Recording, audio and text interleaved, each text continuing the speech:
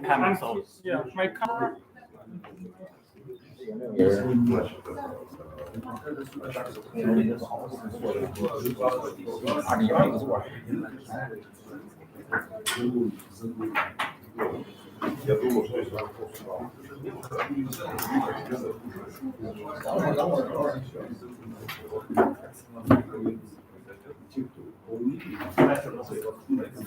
整个前台活着4条飞掉，也转一点。帮我看看是不是清楚啊？你要人清楚还是那上面字。Is it okay? Yeah, Is it working? Yeah, it's starting. It's on. 麦克呢？麦克还红了。音响在哪呢？能听见吗？你去那个，咱们去外头拿 YouTube 看一下就知道了。Hey Ollie, my phone. That right one, yeah. 就发那个策划小组群。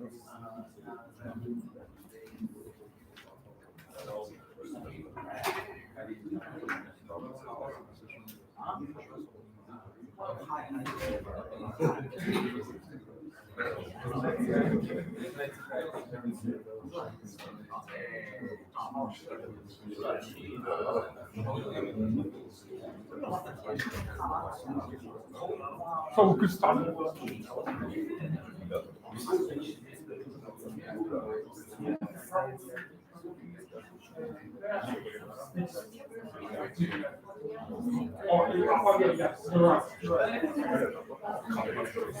Okay, so yeah, great.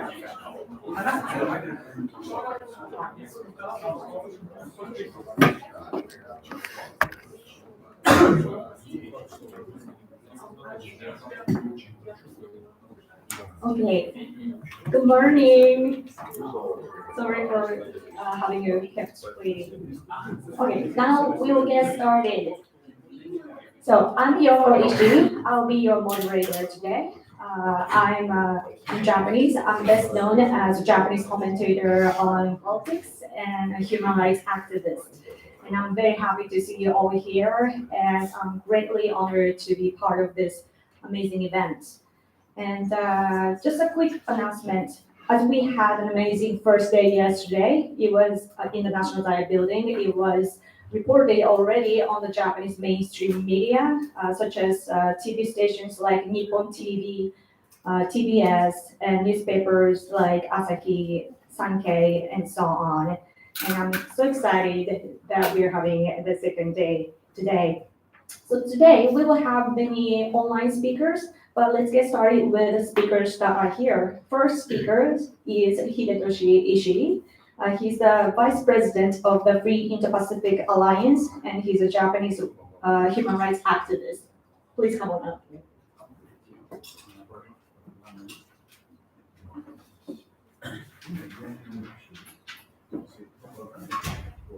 Hi everyone. I'm Hidetoshi Ishii, Vice President of Free Indo-Pacific Alliance. I'm a Japanese national and an international human rights activist. Many of my activities so far have been supporting those that are oppressed by the Chinese Communist regime, namely Tibetans, Uyghurs, Southern Mongolians, Hong Kongers, and the Chinese who are demanding democracy in China. I'm very happy to have this wonderful opportunity to be able to join this forum. It is a great honor for me to be the first presenter of today's program. Now, I would like to talk a little about my personal experience. On August 9th, 1945, just before the end of World War II, the Soviet Union unilaterally broke the Japanese-Soviet Non-Aggression Pact and launched a surprise attack on Japan in Manchuria. Unlike many other Asian countries that became battlegrounds during World War II, Manchuria was a peaceful region. However, after this day, Manchuria suddenly turned into a hell. When Russia invaded Ukraine in violation of the Budapest Memorandum on Security Assurance, I remember the history of this invasion of Soviet Union and thought that nothing has changed in Russia. Promises made to Russia are not kept. Now, as a matter of fact, when the Soviet Union invaded Manchuria, my grandparents and my father, who was just born, were in that Manchuria. My ancestors are Japanese, but my grandfather was working for the Manchurian Railway Company during this time. The Soviet Union attacked Manchuria and there was a terrible massacre in Manchuria. At least 600,000 Japanese were possibly deported to various parts of the Soviet Union. The fight of this time was disastrous. Even young boys jumped into Soviet tanks with bombs in their arms to let the women and elderly people escape fast. It is impossible to read this record without tears. There was a great loss of life. My grandparents and father were lucky enough to return to Japan alive. That is why I am here. The Soviet invasion is a family history for me and my own problem. I respect the people of Ukraine, Chechens, and other nation states who are fighting against Russian aggression. The Japanese people, including my family, have experienced the same thing. I'm deeply aware of the sacrifices that are being made. Speaking on a political level, Japan has not yet concluded a World War II peace treaty with Russia. This is because Russia has not returned the territories that it invaded and took like a looter at fire at the end of the World War. To precise, they started the invasion on August 9th, continued their unilateral attack even after August 14th, when Japan accepted the Potsdam Declaration and surrendered, and occupied the northern territories even after September 2nd, when the instrument of surrender to the allied nations was signed. The unilateral aggression, ignoring all international treaties and conventions, is a barbaric act of the Soviet Union. This issue is still unresolved. Russia has repeatedly lied countless times, pretending to return the territories while enlisting economic aid from the Japanese government. I believe that there is absolutely no need to go along with these lies any longer. I'm grateful to the member of the PostRussia Forum for your insistence that not only the Northern Territories, but also Karafuto and the Kuril Islands should be returned to Japan. Japan must also take back what was historically Japan's territories and what was unilaterally taken from Japan by the Soviet Union and Russia through their aggression. Finally, I'd like to say a few words to those who have stood up for national self-determination. Just as Tibet, Southern Mongolia, Uyghur, and Hong Kong should become independent from China's colonization, I believe that the oppressed people who are colonized by the Russian Federation have the right to win national self-determination and independence by their own will. Both China and Russia, those dictatorships and empires should be dismantled. The direction of the course of history is clear, and the question is not whether it will happen or not, but when and in what form it will happen.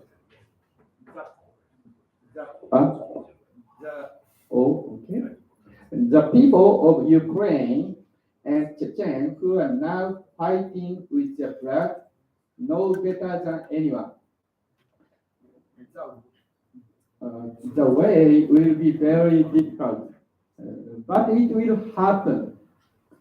No dictatorship in history has ever lasted forever.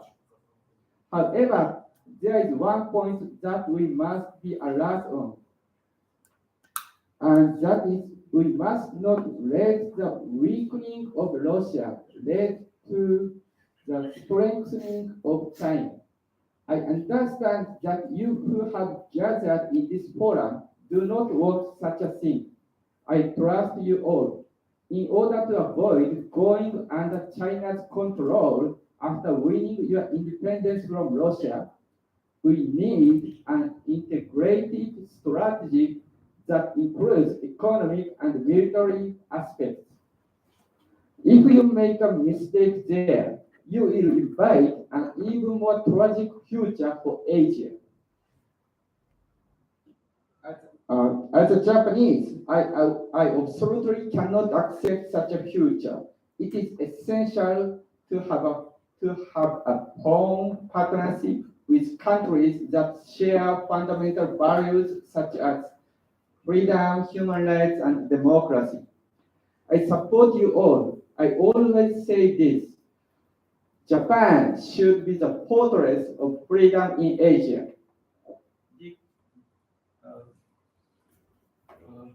Okay. Decolonize Russia. Freedom and independence for Eurasia. Thank you. Thank you very much.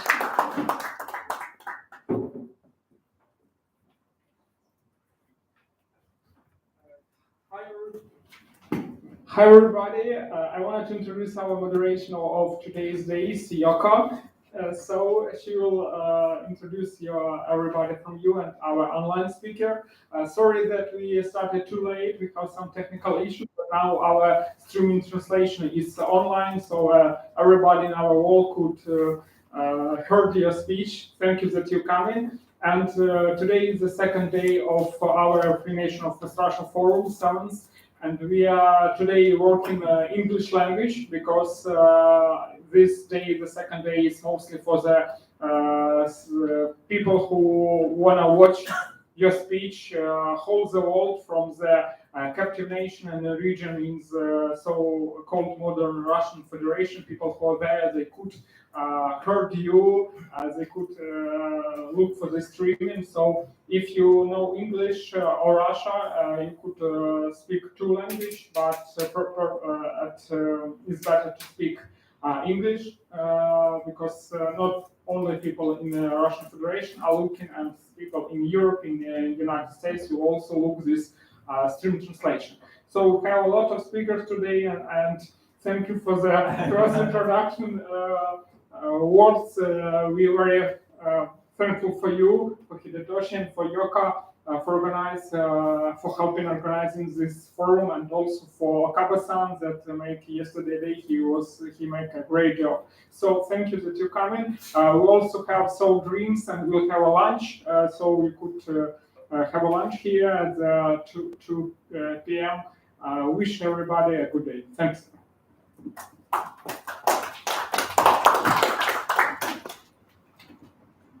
Okay, now, next, we would like Mr. Janusz Bogański to give us a speech. He's a senior fellow of Jamestown Foundation in Washington, D.C., and the author of Failed State, A Guide to Russia's Rupture. Please come on up. Yes.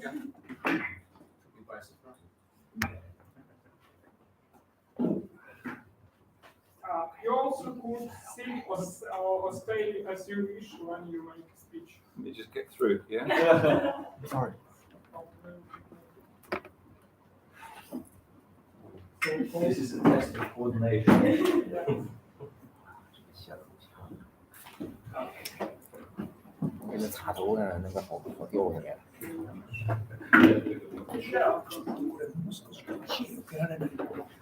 どっちかにした方が真ん中だと通る人が、こっちにだけ来るんですよ。ちょっとこっちへ避けて、OK です。ですかね。Yeah, good morning, everyone. The good thing about going first is, yeah. Good morning, everyone. Do we have to stop for translation? No, we just continue, basically. It's always good to go first because you're not repeating what anybody else said. So let me just make a few points. It's good to be in Japan, it's good to be in Tokyo. I was here once before, after the collapse of communism and the collapse of the Soviet bloc, and the Japanese foreign ministry at that time was very much interested in the views of experts from Washington on what the future was for Eastern Europe, for Central Eastern Europe. So it's good to be back now, and I'm hoping there'll be more and more interest in Japan also about the future of Russia, or the future of post-Russia, as we call it, and what that will signify for the region. So let me just make a few remarks about Japan, about Russia, China, and where it all fits, how I see it all fitting together. I do believe that Japan is a pivotal state in the Pacific region, and it will play a constructive strategic role, increasingly constructive strategic role, as the Russian Federation weakens and ruptures. Japan is one of the linchpins of what I call trans-Pacificism, as a mirror, if you like, or a counterpart in this part of the world of transatlanticism, whose influence will grow as that of Russia declines. In addition, China's expansionist aspirations can be challenged and blocked by a coalition of the anti-imperialist Pacific nations, including Japan. Let me say a few words about Russia itself. For those of you who haven't read my book, and I presume not many have, in Japan, I'm hoping there will be a Japanese translation at some point. There is a Ukrainian translation, there is now a Russian translation coming out in a couple of weeks, and the Polish translation is in the works. But let me just say very briefly what I talk about in my book. Russia is a failed imperial entity that has been unable to develop either into a national state or a multinational civic democracy. As the regime is incapable of transforming this obsolete colonial structure into a genuine multi-regional federation, which I think I don't think it can, the only lasting solution is Russia's dissolution. This rupture will be generated by an accumulation of domestic failures and social grievances as citizens within the so-called federation reach for new solutions. And all of Russia's neighbors must be involved in managing this historic process by working together to maintain international peace and security, because it will be a very volatile process. Let me quote actually on the other side of the Pacific, to quote from the OSCE's Parliamentary Assembly Vancouver Declaration, issued just a few weeks ago on the 4th of July, quote, "The violently imperial and colonial nature of the Russian Federation is on fullest display in its unprovoked and illegal war against Ukraine, and violations of international human rights laws and the laws of sovereign nations, as well as its forceful, ongoing, and deliberate subordination of indigenous and ethnic minority nations within the Russian Federation, which are denied equal rights and self-determination and subject to abuse and exploitation in violation of the Helsinki Principles and the Charter of the United Nations." That is, I think, one of the strongest statements I've heard from the OSCE, and extremely accurate and extremely timely. Let me add to this that we're focused very much on the so-called liberal democratic opposition vis-a-vis Russia. I do believe that Russia's largely urban and European-based democratic opposition is not capable of transforming an empire into a democratic state. Their insistence on preserving the empire in its current borders is also viewed with increasing suspicion among non-Russians, regionists, and several of Russia's neighbors, particularly Ukraine. This opens the terrain for alternative voices, particularly for nations and regions demanding self-determination. the message from the Western and Eastern democracies to Russia's citizens during the rupture process needs to be positive, with clear backing for pluralism, democracy, civil rights, and the autonomy of republics and regions, and of course, peaceful relations with neighbors. Supporting republican and regional self-determination, independence, and statehood where desired will provide hope to citizens in the midst of uncertainty, chaos, and conflict as the imperial state ruptures.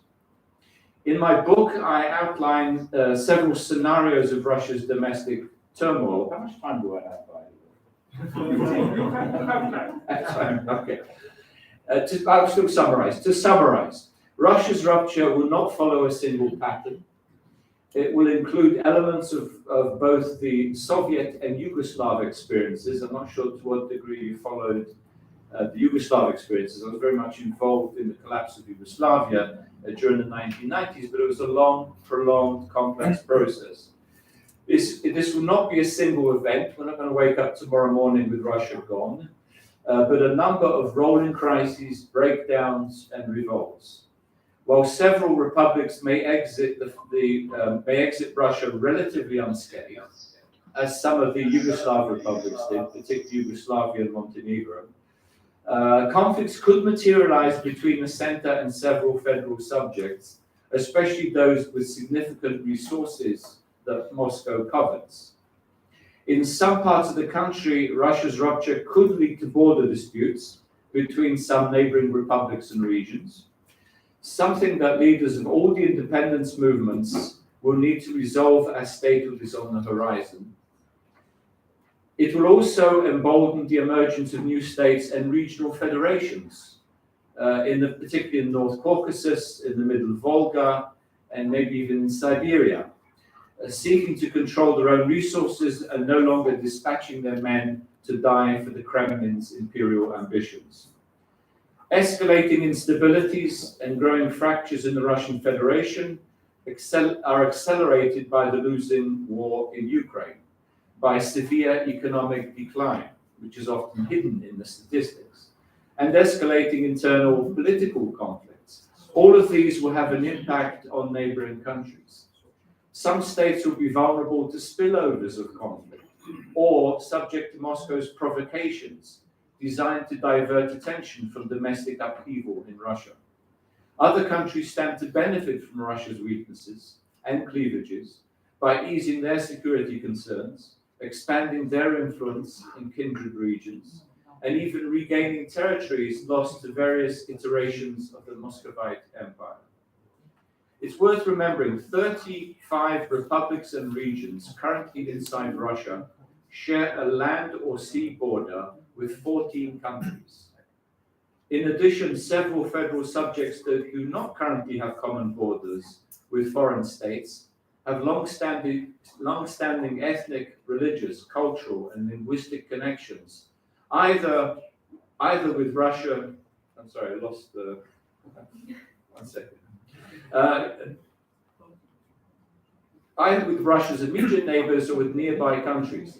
Such linkages will encourage several neighboring states to play a prominent role in the kindred regions of an unstable Russia, whether to influence political developments, prevent violence, or forestall economic collapse. Some capitals may also recognize kindred entities within the framed Russian Federation as independent entities. They will contribute to state building and even push for unification and absorption if that is the will of the local population. Pro-Western and pro-Eastern states freed from the Russian Federation can enhance stability in several regions of Europe and Asia. I'm an optimist and a positivist. I do not buy into this idea that a collapse of Russia will mean international chaos. It will mean complications, but things that we can handle, things that a coalition of countries, both in the Pacific and Atlantic region, can manage. The most effective way to prevent any imperial resurgence by Moscow in the future is to recognize the independence of all republics and regions that seek statehood. Emerging states can become new allies for Western and Eastern democracies, whether across the Atlantic, Pacific, or even the Arctic oceans. I'm hoping one day Oleg do a forum in the far north somewhere to involve the indigenous people of the Arctic region. In a free Kamchatka. Kamchatka and Chukotka, wherever it is. Well, what I'm saying is you could have it in Alaska, maybe the circumpolar peoples can be involved. Western and Eastern leaders should not fear the collapse of a failed empire, but embrace it as an opportunity to finally combat imperialism, to intensify multinational cooperation, open new markets, and help emerging democracies to develop. China, let me say a few words about China. China will prove an imperial challenge for all the Pacific states. Although in a weaker position to expand its influence by collaborating with the failed Russian Federation, in other words, China won't be in such a strong position in collaborating with a weakening Russia against the West and against Japan and other countries. However, Beijing, I think, will seek to benefit from Russia's rupture by expanding its presence among emerging states in Siberia and the Far East, or even by seeking to reclaim territories that were seized by the Russian Empire during the 19th century. The US and other Western democracies must therefore deepen their presence in these regions and work with Japan, Canada, South Korea, Taiwan, Mongolia, Philippines, Indonesia, Singapore, Australia, New Zealand, and other Eastern Asian and Pacific states, as well as the EU and the UK, to open up avenues for diplomatic, political, and economic cooperation with embryonic post-Russia allies. Regions and republics in Russia's Far East will seek political connections, state recognition, and economic investment from abroad. And similarly to the East European and Central Asian states, they will resist incorporation into an expanding Chinese economic empire.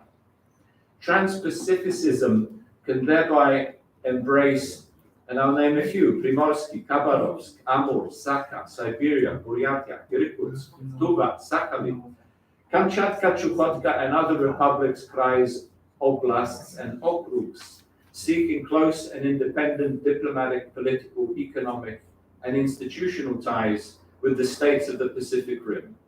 And in the unfolding historical process, as we heard earlier, Japan's northern territories, seized by Stalin's regime at the end of World War II, will naturally return to Japan. And Karafuto or Sakhalin will be able to decide on its future status. Japan's Prime Minister attended the recent NATO summit in Vilnius and announced that Japan and NATO agreed on a new partnership program that will involve deeper cooperation as NATO increases its engagement with the Indo-Pacific region. This will be an important deterrent against an expansionist China that is heavily building up its military, as well as an aggressive North Korea with its threatening nuclear weapons program. Although Japan has no plans to become a NATO member, the alliance is preparing to open an office in Tokyo, the first in Asia, in order to facilitate consultations throughout the region. NATO chief Jens Stoltenberg asserted that, quote, no other partner is closer to NATO than Japan, and that, quote, Asia matters to Europe just as much as Europe matters to Asia, unquote.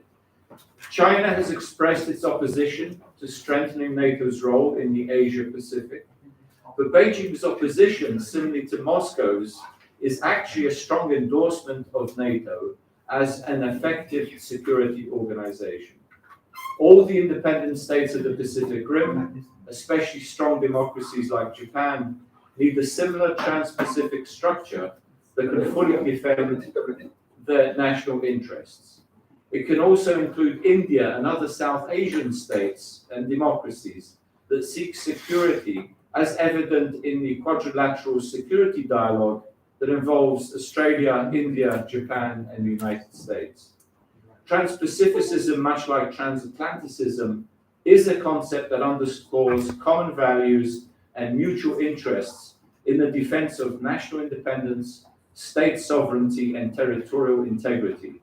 It is simultaneously an anti-imperialist and anti-colonialist forum for all the Pacific nations, including those states that emerge from a rupture in Russia. The time has come to prepare and plan for the new wave across the Pacific. I think I'll stop there.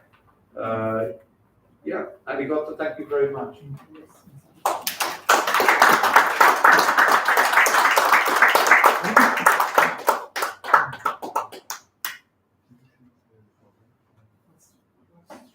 Our online speaker. Thank you very much. So next we will have an online speaker. Okay, so Alexei Sabochenko. Yes, he's a former U.S. Department of State employee and independent political commentator.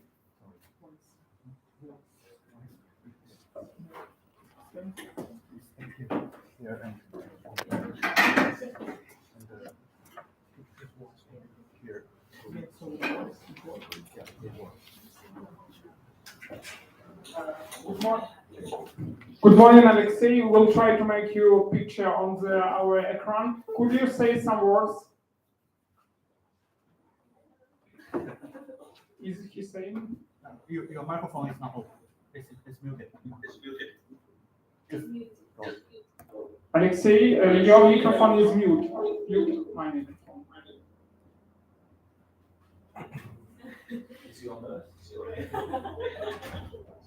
Sorry. We'll have an online speaker, offline speaker, please, next one, and we'll try to make our technical issues.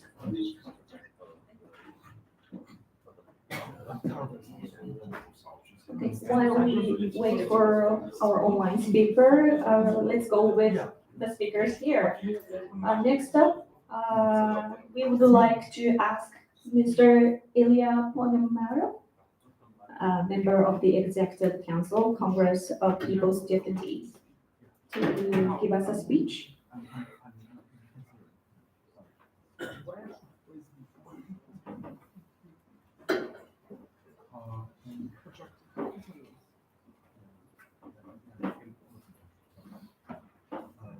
Good morning. Good morning, everyone. Thank you very much. And Alexei, sorry that I'm jumping ahead of you, but it's just technical issue.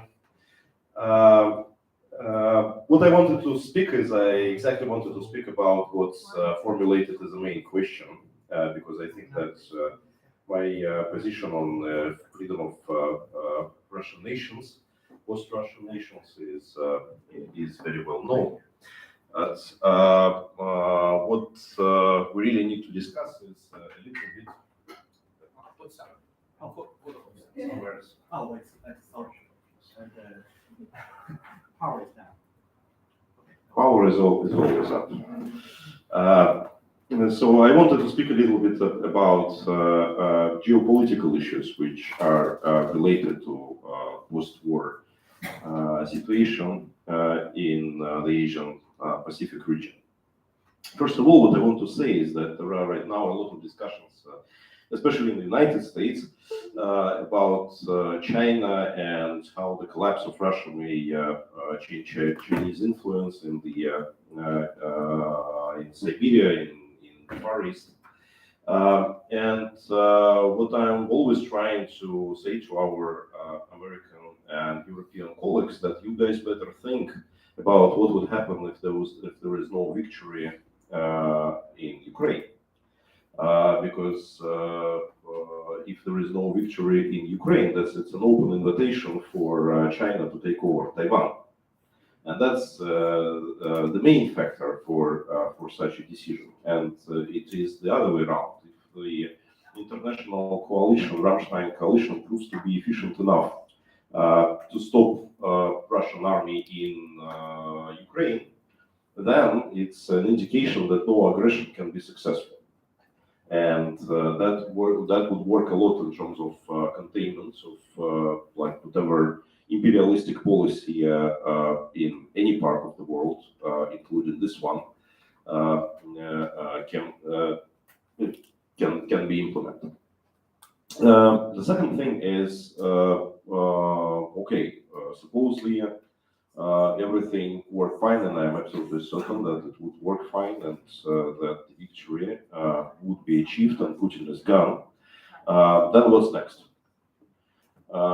And I do believe that we would inevitably facing the global competition in the 21st century between the North and the South. And I do believe that whatever would happen on the Russian territory and how many nations would be there would be anyway part of the global North and would anyway share the same geopolitical interest. As well as I do believe that China would inevitably be probably the leader or one of leaders together with China of the global South, with India of the global South. And in this situation, what would be the configuration in the Pacific region is essential. Basically, all the nations of the Pacific identify themselves rather as competitors to Chinese influence, and that's good for us because competition, not confrontation, but competition, which is absolutely normal thing, that actually drives the development. And I do believe in the alliance between post-war Russian nations, Japan, and South Korea. I think that our interests are very well aligned. We have joint opponent in the face of China, and there are a lot of economic projects that can be done together. Now the question is how to achieve this. And Russia at the moment has just two competitive advantages. One is natural resources, and second one is territory. And when there was no war a decade ago, there was a project that was starting to be discussed between Russia and South Korea to create a new transportation axe that would connect Pacific to Europe through Russian territory. And obviously that's the major threat for Chinese ambitions in the region because they have their own project of the Silk Way, which they are pushing forward. But the alternative project that can be done with Japan and with South Korea, that can be actually the main counterbalance to the X that we are discussing in this panel, this MB P, what was Beijing, Pyongyang. Okay, so you got it, I guess. And I really do think that this kind of alternative on the mutual economic interest is what would drive the region forward. To achieve this, obviously the main question is to resolve the peace agreement with Japan and to resolve the issue of the northern territories. As one of the crucial components of the success in this regard is to connect Japan's territory with Sakhalin, which is technically feasible but very expensive. And that requires major investment that cannot be done without a safe and stable geopolitical situation. But it would work a lot because that would essentially make Japan a part of the mainland connected through a high-speed railroad, which can be used for cargo transportation. And that would make Japanese ports a part of the mainland, and that's currently the main competitive advantage for China. The second thing is the development of Primorye region and Vladivostok. The demographic disbalance here is huge, and that also constrains the development of the region, the economic development of the region. Vladivostok needs to be doubled in size to be able to successfully integrate in the economics of Asian Pacifics and create again the counterbalance to this evil X that we are talking about. The only way how to do it is again joint mutual economic projects. That's why to conclude my speech, I think that the main thing that we need to discuss as all nations which have their stake in this is especially Siberian nations, Sakha, Buryatia, and many others, is to discuss the economy. I think that's what should be on our table from today on. Thank you very much. Thank you very much. Okay, now we will have an online speaker, Alexei Sabuchenko, former U.S. Department of State employee, independent political commentator.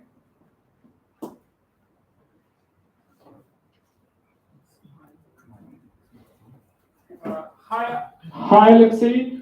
Please say some words. We try to hear you.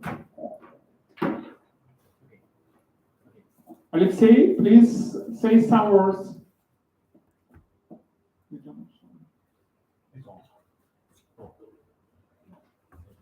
Alexei, please say some words. Простите, я вас очень плохо слышу. Повторите, пожалуйста, что вы хотите сказать. Okay. Okay, we heard you good, so we could start. We heard you okay. Please, you're welcome. Я приношу свои извинения, я не понял ничего из того, что вы сказали. Повторите, пожалуйста, медленнее. Сейчас я ему сообщение пишу. Я пишу, я. Ага.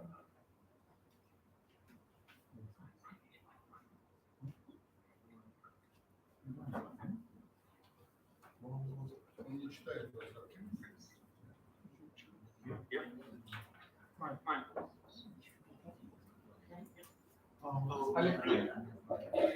Алексей, слышали меня? Да. Объясните, пожалуйста.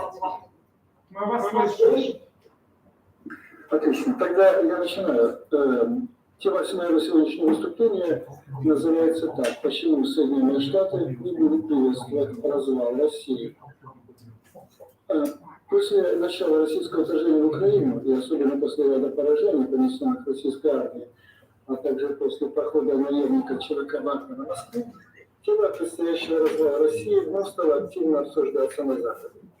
Это может породить ложное впечатление о том, что Запад в целом и США в частности могут поддержать силы, выступающие за распад России на дюжину новых государств. И в своем выступлении мне хотелось бы предостеречь участников конференции от чрезмерных ожиданий. При этом я постараюсь не высказывать собственную позицию, а лишь представлю точку зрения, основанную на многолетнем опыте жизни и работы в Вашингтоне.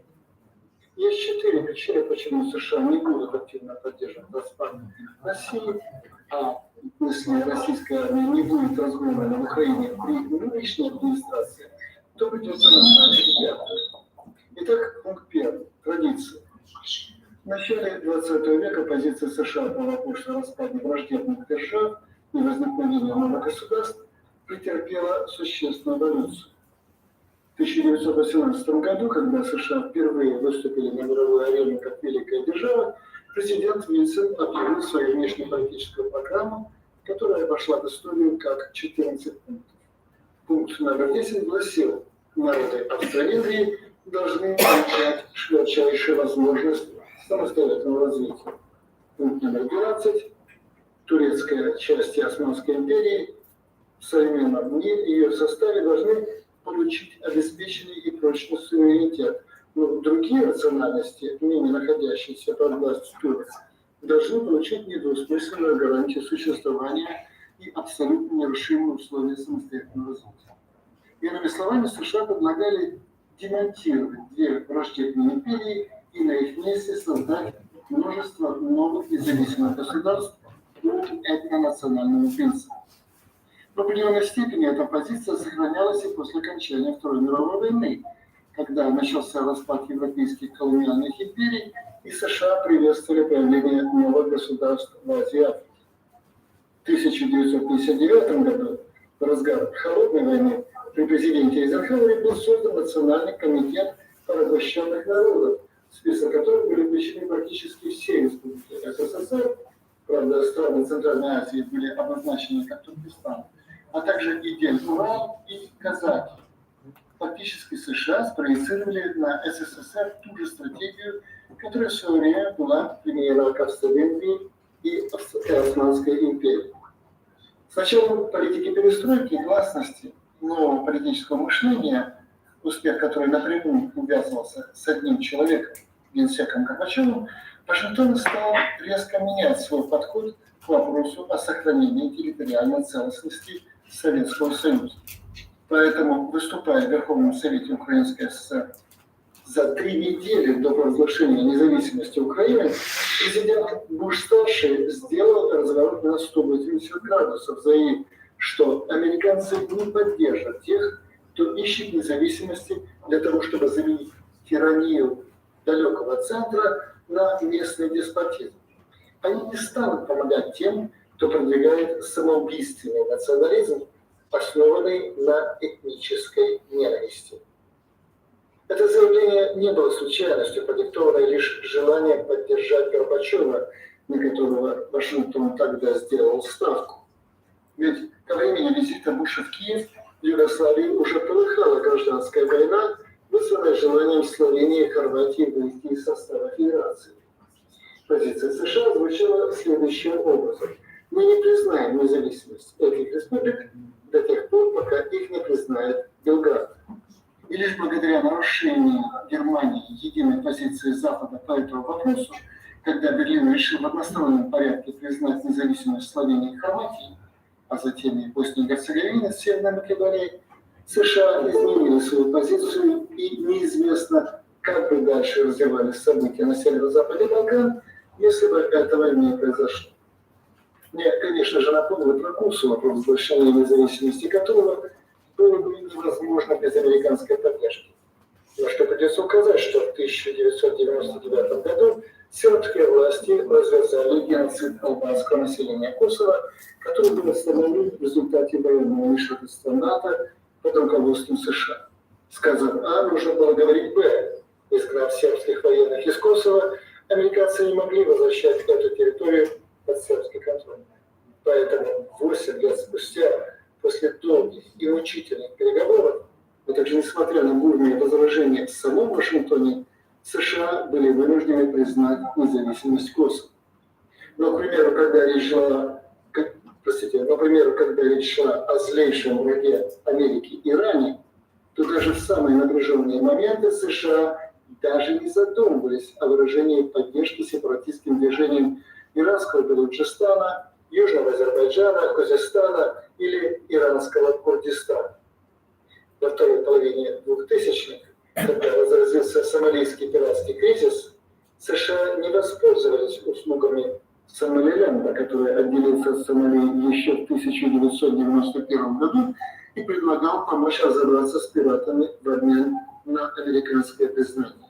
США поддержали российскую войну в Чечне, в регионе, который этнически, религиозно и исторически всегда был крайне чужд России.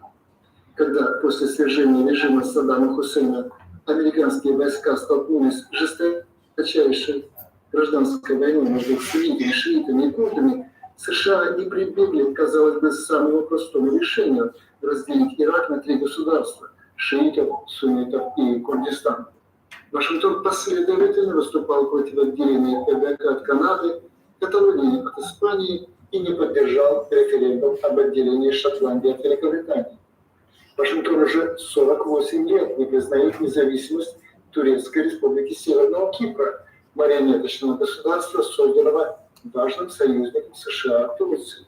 И, наконец, несмотря на все свои разногласия с Пекином, США не желают признавать независимость процветающего и демократического Тайваня.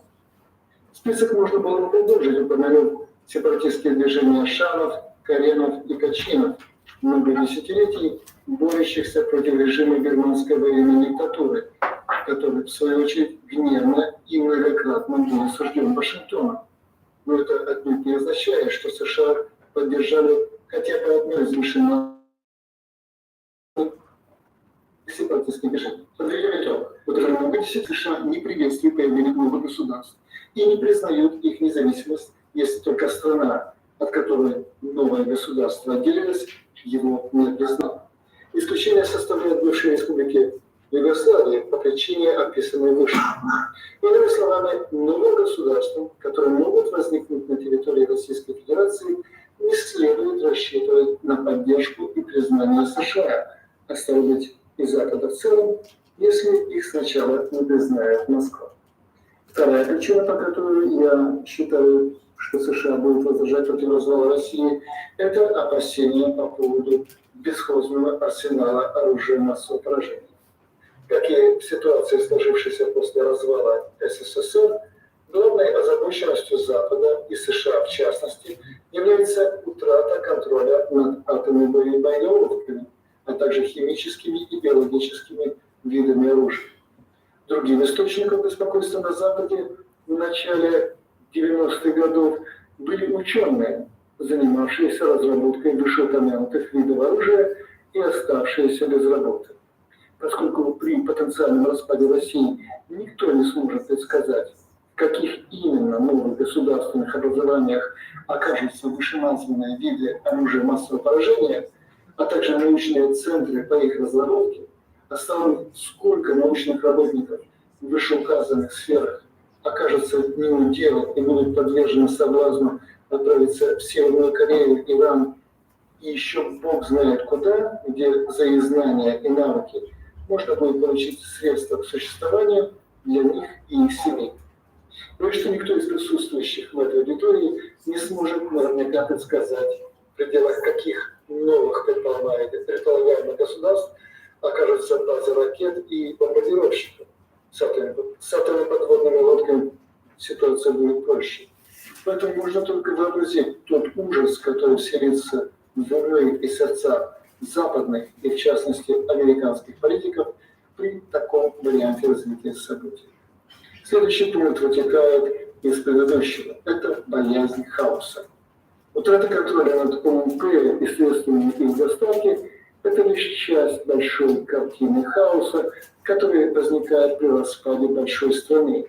Неурегулированные пограничные споры, борьба за власть в новых государственных образованиях, нарушение давно налаженных систем поставок, организованная преступность, которая всегда усиливается там, где нарушается административный порядок, этнические конфликты, гражданские войны, гуманитарная катастрофа и поток беженцев, главным образом на Запад. Все это мы уже видели, когда государство прекратило существовать в Сирии, Ливии, Ираке, Йемене и так далее. Для Запада это было воплощением кошмара, и, конечно же, никто не хочет повторения этого кошмара в еще больших масштабах. Следующее выражение, которое я ожидаю со стороны Запада, это нежелательность усиления Китая. В Вашингтоне широко распространено мнение, что на сегодняшний день главным противником США является Китай, который, в частности, потихоньку вытесняет ослабевшую Россию из стран Центральной Азии, а также усиливает свое влияние в странах глобального юга в целом. Это не вызывает восторга США. В настоящий момент Китай вполне устраивает его отношения с Россией, которые можно сравнить с отношениями всадника с лошадью. Растущая китайская экономика нуждается в российских полезных ископаемых, которые Китай получает по приемлемой для него цене. Но развал России предполагает возникновение некоторого количества государств меньших по размеру и более слабых в экономическом, политическом и военном отношении, чем сама Россия. Это позволит Китаю навязать новым странам такие отношения, при которых будет выигрывать только одна сторона. Такое усиление Китая крайне невыгодно для США, который приложит немалые усилия для предотвращения такого сценария. И, наконец, пятый сценарий, пятая причина, о которой я говорил, это боязнь смены режима. Сегодня в Вашингтоне существует точка зрения, что администрация президента Байдена не только не заинтересована в развале России, но она не желает даже сокрушительного поражения России в войне с Украиной, поскольку это может привести к смене режима в Кремле. Есть мнение, что директор ЦРУ Билл Беллс, который фактически вывел отношения с Украиной и Россией из-под ведомства Государственного департамента,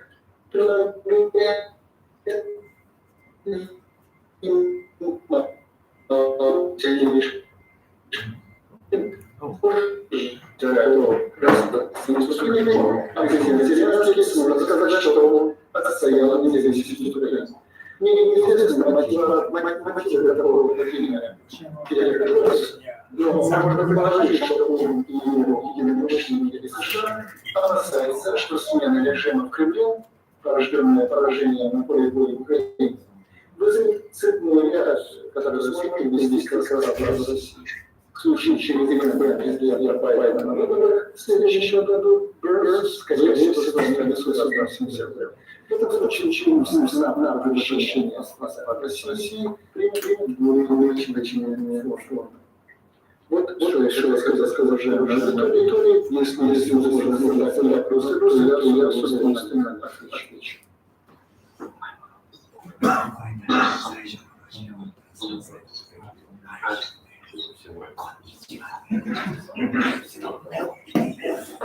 Thank you very much, Alexei. Probably if somebody has a question, you could ask Alexei.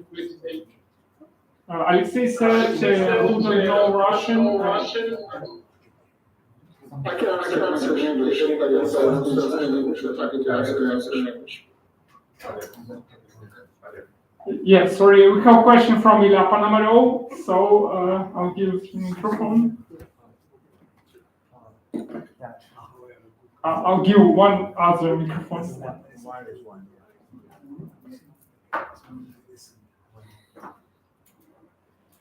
Please, Ilya. Hi, Alexei. You know, you were like nailing the coffin that everything is bad and the United States would never be our ally.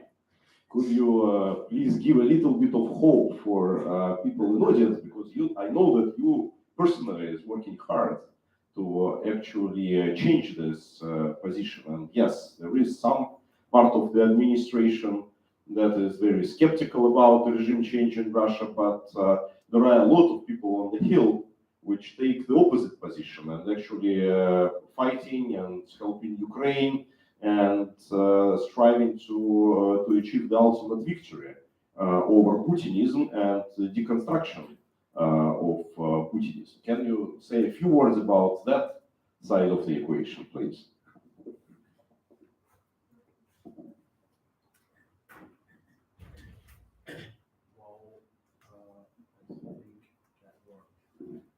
Добрый день, я только сейчас подключила свои микрофоны. Я только сейчас вас могу слышать. Я прошу прощения, я все пропустила, то, что вы говорили. Это не было слышно совсем здесь, с моей стороны. Hi, Vasilina. Sorry, we heard you. Now Alexei Sobchenko is answered. Please put off microphone. We will have to speak early, quite late. Okay? So Alexei, we are waiting for your answers. I'm sorry, what am I supposed to do? Could you repeat the question? Do you heard us now? You heard? Which I could answer. So he can hear now. Yeah, it was a question from Ilya. I'm really sorry. Sorry, I would repeat probably. Ilya asked about some hope that you said that not only all administration and politicals don't think it's real for collapse of Russian Federation, and they don't support it. Probably Ilya asked, is there some other view, and what is the point how to make it? Yeah, Ilya, or you would repeat your question? Yeah, do you heard the question?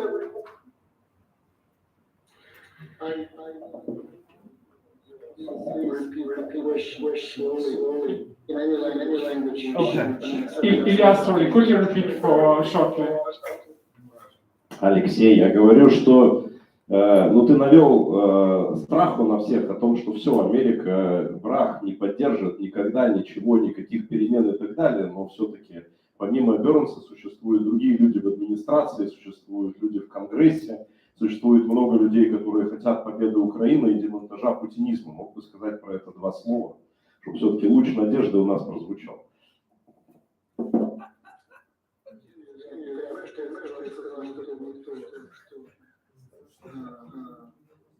И кто Еще, пожалуйста, повторите, еще вопрос, что вы хотите услышать? Okay, the question was about the hope, and I think we have the hope, so probably we'll write it in message. Thank you for your speech. Thank you, Alexei, for his speech.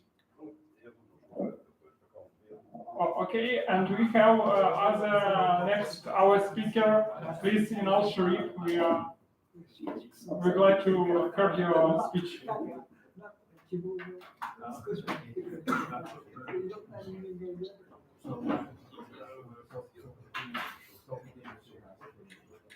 Okay. Hello, everyone. Nice to be here.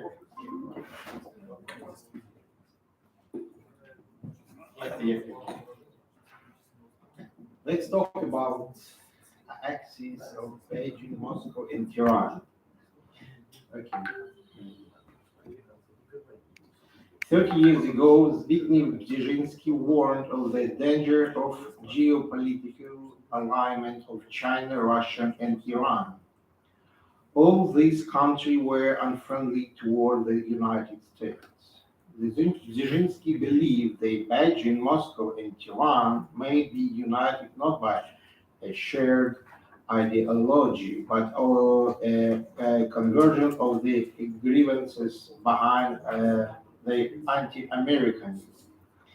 He also argued that if Washington were to permit the establishment of such a union, it would be a major setback for U.S. foreign policy. These countries have long been moving close to each other, but since the beginning of the war in Ukraine, the process alignment has accelerated. The main issue today is whether this alignment will turn into military alliance. What unites them? Military cooperation, economic cooperation, getting around sanctions, totalitarianism, anti-Americanism. I would like to focus on the latter two of these. Specialists differ in their analysis of anti-Americanism, but is common target in the global preeminence of the United States. For example, before the start of the war in Ukraine, assessment was that while Washington continued to dominate the world, its influence was waning.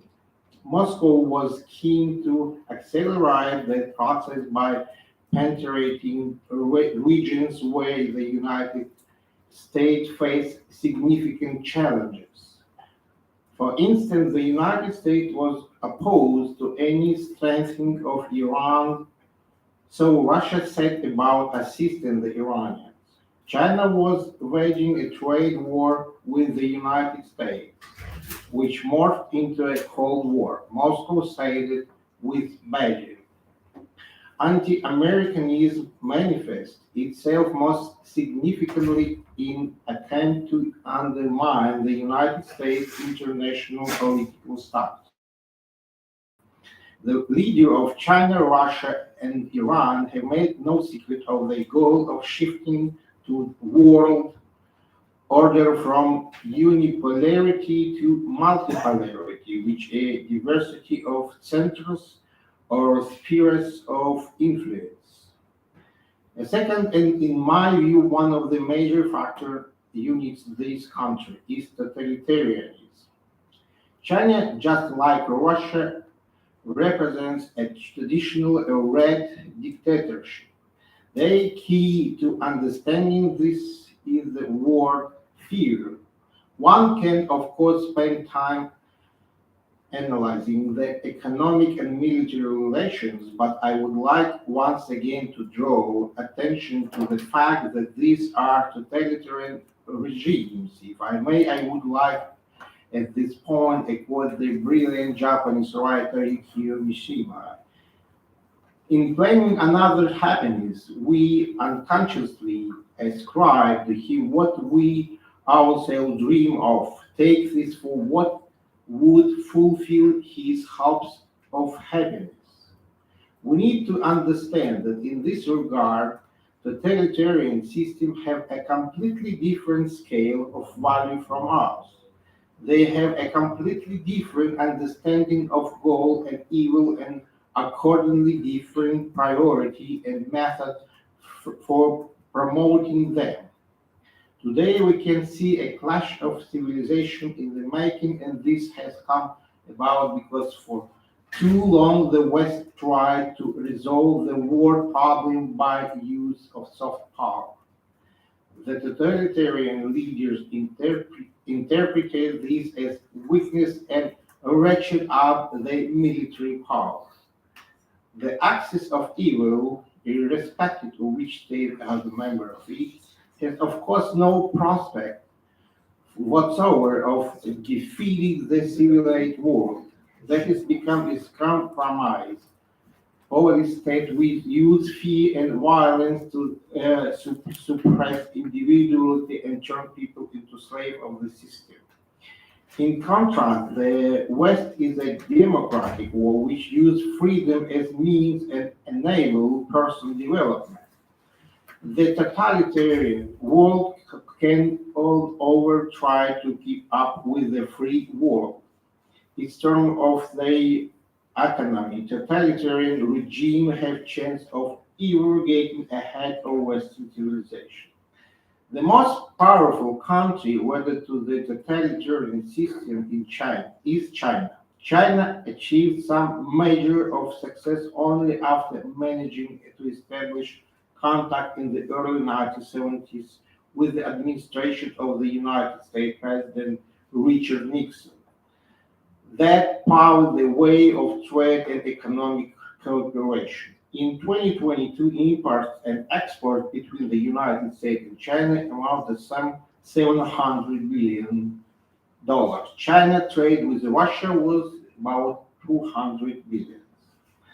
The West, for its part, needs to learn lesson if it's not to foment a clash of civilization, and moreover, if it does not bring the world to the brink of global crisis.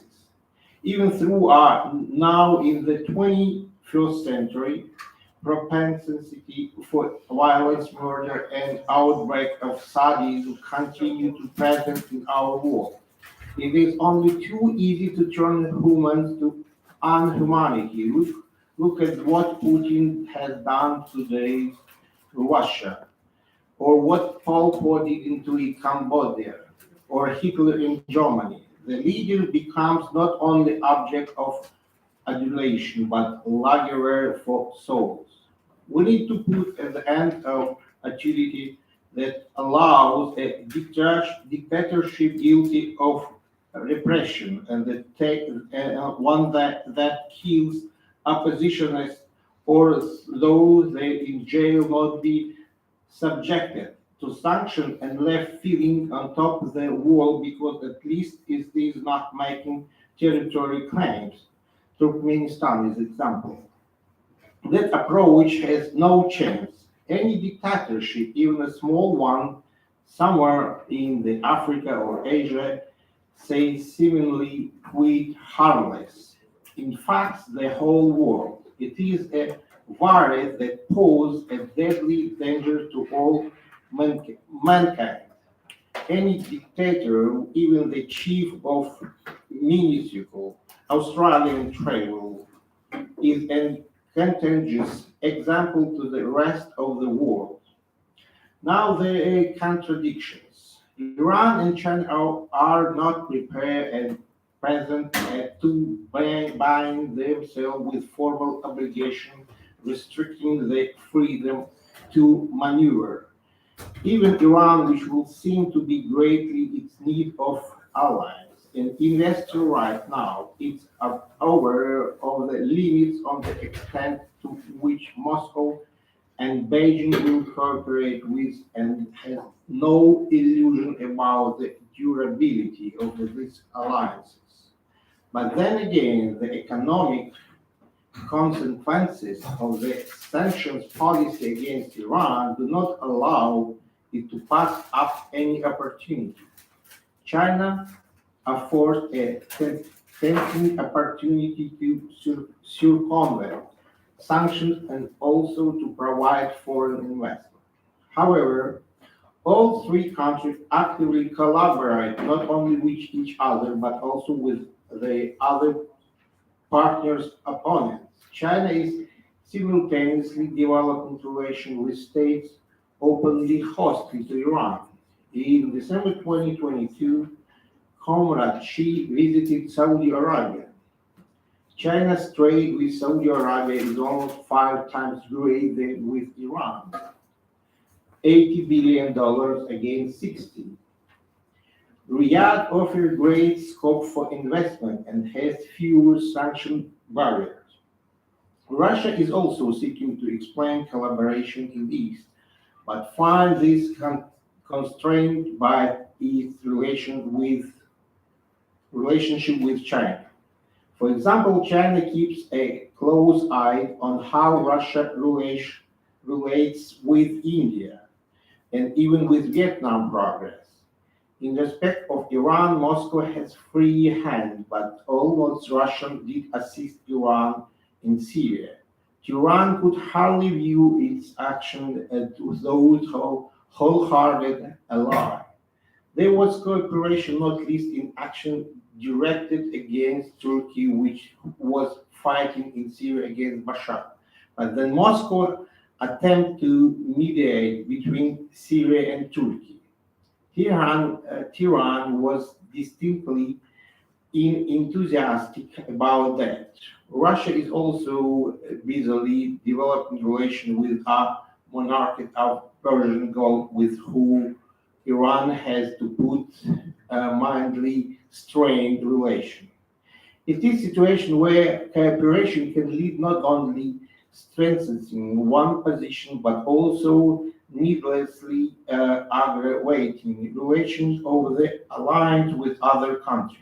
For China, the risk is worsening relations with the United States, and it is not secret that Beijing presently gone out of its way to avoid exacerbating confrontation with Washington.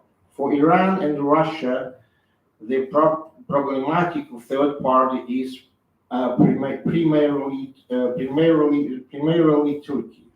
Ankara has, of course, been tried for a long time to strengthen its relation with Tehran and Moscow and strike out on foreign policy course of its own. Its attempt to establish communication close relations with China, specifically by creating the Trans-Caspian Corridor and developing its own infrastructure in Central Asia. Now, however, after their devastating earthquake, Turkey's priority may change. Ankara will be busy rebuilding and getting its economical situation back to normal.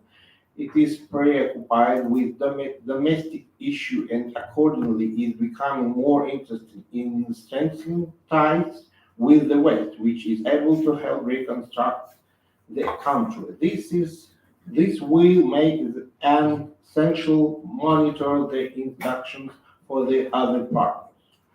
At the present time, there is no talk of creating alliance, let alone a full-blown unit in which, in addition to China and Iran, Russia, which has good relations with both, would be partners. Rather, what is envisaged is cooperation in the basis of mutual interests and coordinate action in the international arena with the framework of currently existing organizations and agreements. But then again, historically, the alliance between Berlin and Rome in the Second World War has hardly any partnership between equals in military and economical terms, like alliance between Moscow and Beijing. Germany and Italy became alliance only after outbreak of the Second World War and successful invasion by German troops. This suggests that the future of the Beijing, Moscow, and Iran unit will depend largely on the outcome of the war in Ukraine. If Russia achieves military success, all the preconditions for create such a unit will be present. In this respect, the Western coalition must do everything in its power to ensure that Ukraine is victorious and destroys all the potential precursors of new axis of evil. Thank you very much.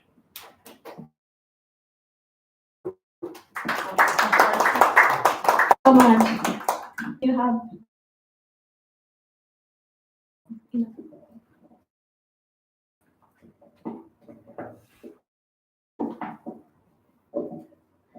Thank you very much. I'm PhD candidate in Japan and studying about North Caucasus. And since you are Minister of Foreign Affairs of the government of the Chechen Republic of Ichkeria, I have a question. Because there is, as everybody knows, Kadyrov and Kadyrovsky in Chechnya at the moment, and you are the minister of second party and exile government, and there is a third party in Chechnya, like Umarov, that two Caucasus emirates, including other Caucasus republics, and of Okay, thank you for the question. The Chechen Republic is occupied by Russia. Of course, the Russia have a lot of tools to fight against our independence.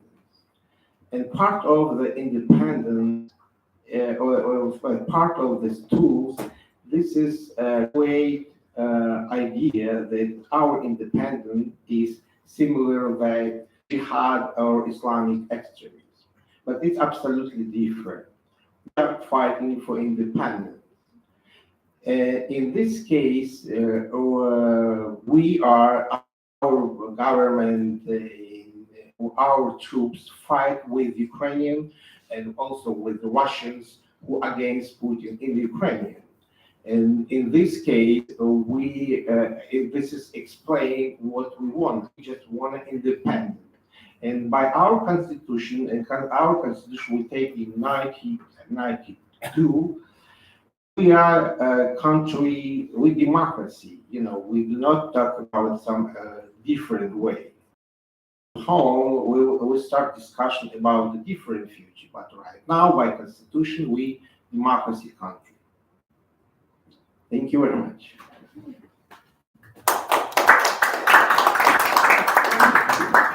Thank you, Anal. And friend, probably you have some questions for our previously offline speaker who started our day for Hidetoshi-san, for Janusz Bugajski or Ilya Ponomarev. You are welcome to ask this question. Anybody have some question for these speakers?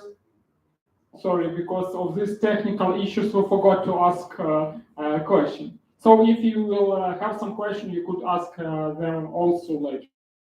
Yoko, please. Okay, next.